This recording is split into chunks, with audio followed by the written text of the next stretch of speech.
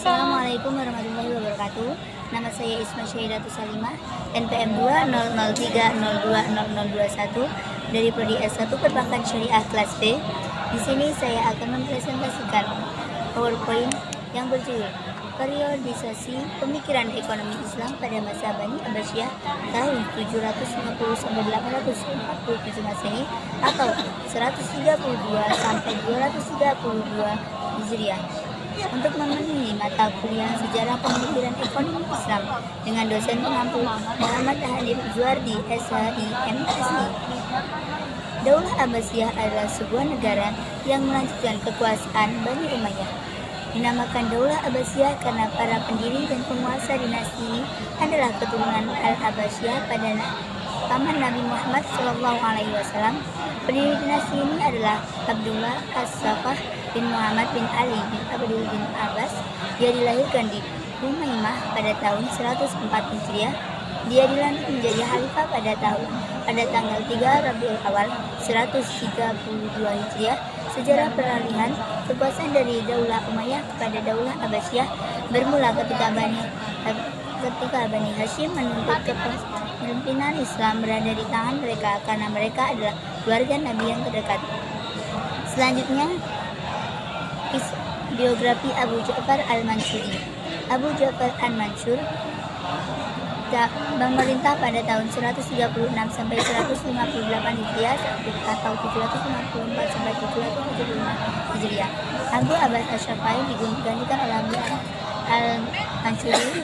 Beliau digantikan saudaranya yaitu Khalifah Abu Abbas Al-Safah yang dipandang sebagai pendiri yang hakiki Daulah Abbasiyah karena dialah yang membuat dan membentangkan nizam siasat daulah itu. Langkah-langkah penting yang diambil Al-Mansur tersebut dan efek besar ditimbulkannya terhadap perkembangan dinasti Abbasiyah pada masa-masa berikutnya. Jadi para sejarawan kemudian menganggapnya sebagai pendiri dinasti Abbasiyah yang sebenarnya atau Al-Mamsi Al-Haqiqi Daulah Al-Abbasiyah sebagai figur politik yang begitu kuat dan dominan. Al-Mansur juga dikenal memiliki perhatian cukup besar terhadap ilmu pengetahuan, bahkan sejarah masa mudanya atau sebelum menjadi seorang khalifah.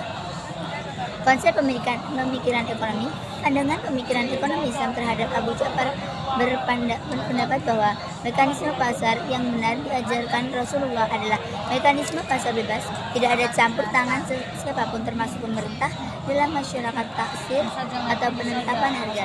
Ini Al-Wardi secara tegas termasuk ulama yang mengharamkan alasan yang mendengar bahwa Abu Ja'far adalah pada dasarnya manusia berkuasa atas harga mereka. Maka Asy'ar adalah pembahasan bagi mereka. Maka posisi pemerintahan imam dituntut untuk menjadi muslihat muslim secara kafah atau maslahat al-kafah, memperhatikan maslahat pembeli dengan menentukan harga rendah ditindakan lebih utama dari memperhatikan maslahat penjualan dengan harga tinggi. Dan jika kedua perkara ini bertemu haruslah diserahkan kepada ijtihad mereka masing-masing. Selanjutnya, Harun ar-Rasyid. Biografi popularitas Daulah Abbasiyah mencapai puncaknya pada Khalifah Harun ar-Rasyid pada tahun 786 sampai 809 Masehi dan putranya Al-Makmum. Kesejahteraan sosial, kesehatan, pendidikan, ilmu pengetahuan dan kebudayaan serta kesusastraan berada dalam zaman keemasan. Penerjemahan buku-buku Yunani ke bahasa Arab pun dimulai. Orang-orang dikirim ke kerajaan Romawi Eropa untuk membeli manuskripsi pada mulanya buku-buku mengenai kedokteran, kemudian meningkatkan mengenai ilmu pengetahuan lain filsafat. Ia juga banyak mendirikan sekolah. Salah satu karya yang paling besar yaitu mendirikan Baitul Hikmah, yaitu pusat penerjemah yang berfungsi sebagai perguruan tinggi dengan perpustakaan yang besar. Konsep pemikiran ekonomi. Pada masa ini, pertumbuhan ekonomi berkembang dengan pesat dan kemakmuran Daulah Abbasiyah mencapai puncaknya. Ia membangun Baitul Mal untuk mengurus keuangan negara dan menunjuk seorang wazir yang mengepalai beberapa dirwan. Pendapat Baitul Mal dialokasikan untuk res ilmiah dan penterjemah buku-buku Yunani.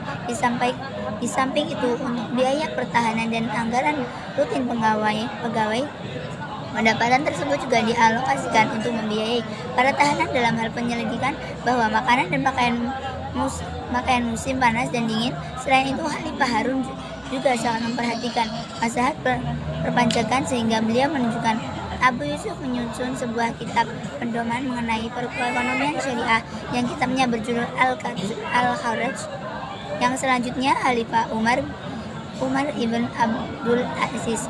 Biografi Khalifah Umar bin Abdul Aziz, pemerintahan tahun 717 sampai 720 Masehi, berkuasa. Khalifah itu dikenal sangat adil dan demokratif. Karenanya ia memberikan toleransi pada kelompok-kelompok di luar lingkaran Bani Umayyah, termasuk keturunan Bani Hashim dan Bani Abbas. Di bawah pimpinan Muhammad bin Ali al-Abbasi, mereka bergerak dalam dua fase, yaitu fase sangat rahasia dan fase terang-terangan dan pertemuan. Gerakan ini menyebar hingga ke seluruh pelosok negara dan mendapat pengikat yang banyak, terutama dari golongan-golongan yang merasa ditindas, termasuk kelompok Syiah yang bergabung dengan dalil Bani Abbas dan mengembalikan unsur khalifah pada keturunan Ali bin Abi Thalib. Bahkan ikut bergabung juga dari golongan-golongan yang pada mulanya mengandung Daulah Umayyah. Yang selanjutnya yakni konsep pemikiran Islamnya. Kepemimpinan Umar bin Abdul Aziz sangat luar biasa untuk dijadikan teladan yang mungkin saat ini jarang ditemukan. Yang menarik dari seorang Umar bin Abdul Aziz yaitu beliau adalah seorang manusia biasa, bukan nabi maupun rasul, tetapi bisa menerapkan ekonomi Islam secara menyeluruh. Ditambah ia mewarisi sebuah negara yang tidak sempurna dan bahkan dalam beberapa hal jauh dari Islam akibat penyelewengan yang dilakukan Khalifah Bani Umayyah sebelumnya. Dan kekuasaannya itu serta dengan 39 negara hanya dalam waktu 29 bulan bisa menciptakan 0 penerimaan zakat, sungguh prestasi yang luar biasa dan sangat mengagumkan. Sehingga gambaran seberapa makmur masyarakat pada waktu itu saat dipimpin oleh Khalifah Umar bin Abdul Aziz dikutip dari Binu Abdil Hakam dalam kitabnya Syirah Umar bin Abdul Aziz. Mungkin sekian yang dapat saya sampaikan, kurang dan lebihnya saya mohon maaf. Wassalamualaikum warahmatullahi wabarakatuh.